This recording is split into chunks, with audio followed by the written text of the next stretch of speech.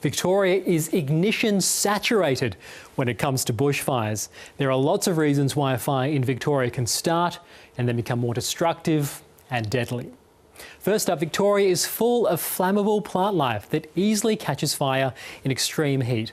From dry grass in the Western Plains to forests full of eucalyptus trees in lush hills and valleys. This vegetation is arguably denser than in other states and territories. In dry years, this plant life creates massive long tracts of potential fuel for an inferno. Secondly, hot, dry desert air sweeps in regularly over South Australia, parts of New South Wales and Victoria. But Victoria is also closer to Antarctica. Cold blasts in from the Southern Ocean. This mix of powerful winds creates extreme fire danger. Dry lightning storms can also happen, and the mix of winds is powerful and dynamic.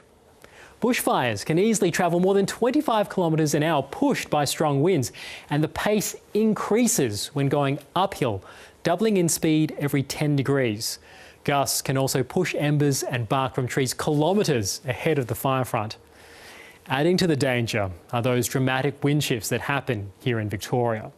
A bushfire pushed in one direction, say 10 kilometres in length, but 1 kilometre in the front is only a danger this way. But sudden changes in wind direction as a cool change hits can see that 10 kilometres length now be the fire front. And suddenly new towns are in peril. And here's another major factor. Victorians live, work and play in most of the state. There are more than 7 million people living in Victoria. And while most live in Melbourne, there are towns, campsites and holiday homes spread out. More people means more chance a fire could start intentionally and accidentally. But it also means when a fire starts, it's more likely going to be a threat and be destructive to people. This becomes clearer when we look at the rest of the nation. There are bigger populations in larger jurisdictions. There are actually more fires in northern Australia. But when they do happen, they usually aren't near people or infrastructure.